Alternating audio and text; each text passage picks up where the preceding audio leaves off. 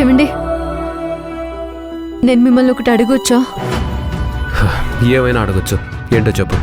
నిన్న గాంధీనగర్ సెంటర్లో మీరెవరినో కొట్టారంట, నిజమేనా?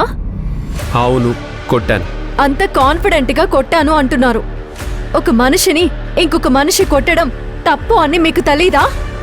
అవతలి వాడు తప్పు చేసినప్పుడు వాణ్ణి ఆపడానికి మనిషిని కొట్టడం తప్పు కాదని గీతలో కృష్ణుడే చెప్పాడు. నువ్వు కొత్తగా ఏమైనా భగవద్గీత రాసావా? అతన్ని దేనికి కొట్టారు? ఏం తప్పు చేశాడు? ఇక్కడ లోకల్ ఆడవాళ్ళని వాడు ఇబ్బంది పెడుతున్నాడంట. ఆ ఆడవాళ్ళందరూ వచ్చి నాకు చెప్పారు, వాణ్ణి కంట్రోల్ చేయకపోతే మేము ఉండలేం సార్ అని నన్ను రిక్వెస్ట్ చేశారు.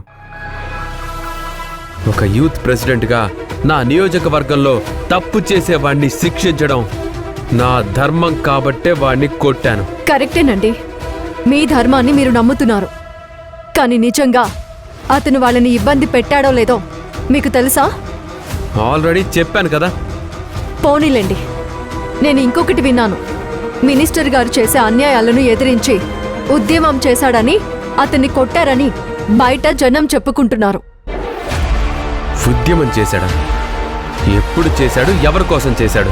అవన్నీ తెలుసుకుంటే మనిద్దరి మధ్య ఈ గొడవే ఉండదండి. అతను చేసింది తప్పు కాదు, రైటే. మీరు చేసిందే తప్పు. ఏం మాట్లాడుతున్నావు మంజు?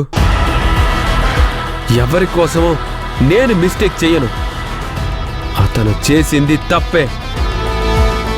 మా మినిస్టర్ గారు చెప్పారు కాబట్టి నేను అలా చేశాను. అంటే మీ మినిస్టర్ గారు చెప్పేదంతా ఒప్పైపోతుందా? తప్పు అని నువ్వు ప్రూవ్ చేయి మంజు, మాటలతో కాదు, ఎవిడెన్స్తో. అప్పుడు నేనే మినిస్టర్ దగ్గరికి వెళ్ళి మీరు చేసింది తప్పు అని నేనే చెప్తాను. అది చెయ్యకుండా ఊరికే మీ సీఐ చెప్పిన మాటలు విని నువ్విలా చేయటం నాకు అస్సలు నచ్చడం లేదు.